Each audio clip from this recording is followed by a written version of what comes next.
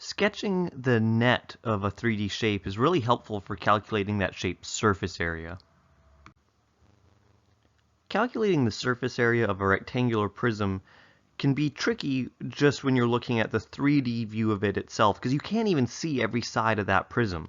So to figure out how many rectangles there are and what the dimensions of each rectangle is tricky with that 3D view. So what we're going to do is we're going to draw a net instead, and once that 3D shape is flattened out, it's really easy to see the area of each individual rectangle that makes this rectangular prism.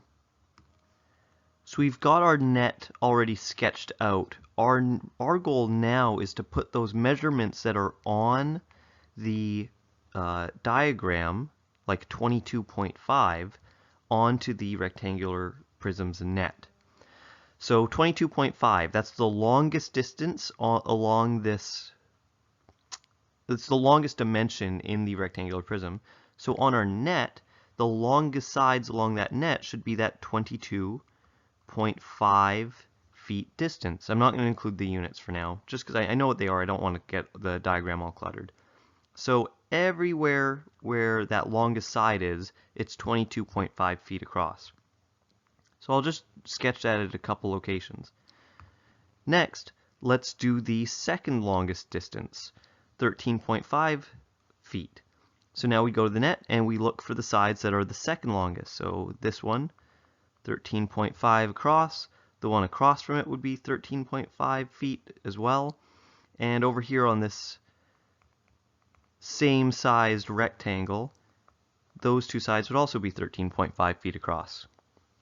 And that finally leaves us with the 9 feet sides, and those will be all the smallest sides. So 9 feet there, 9 feet there.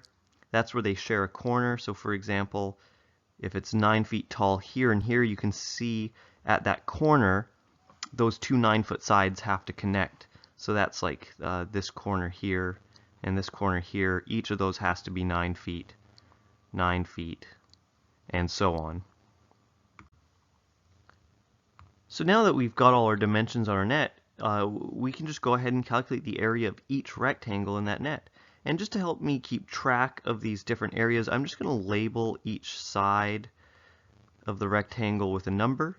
And now I can go ahead and calculate the area of rectangle 1.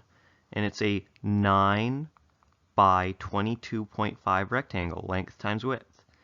And for the second rectangle, a 2, it's going to be 9 by 13.5, length times width, and so on. We're going to do this for each rectangle. So rectangle 3 is 13.5 by 22.5. Triangle 4, another 9 by 13.5 square foot triangle. Or sorry, square foot rectangle. Area 5, 9 by 22.5. Finally, the sixth side is another 13.5 by 22.5 triangle. So you see there's some doubles, and if you wanted to, you could save some time by calculating it once and then saying, okay, that's going to be the same area for this other one. But now that we have each of these area calculations set up, we can just go through our calculator and calculate the area for each side.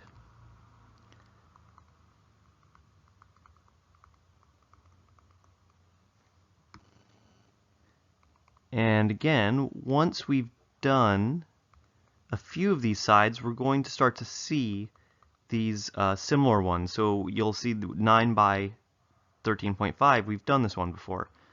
So I can just fill that one in. And same with this one.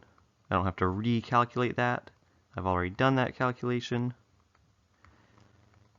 And now that we've got all of these together, we can total the area, the surface area of the rectangular prism by adding each side together.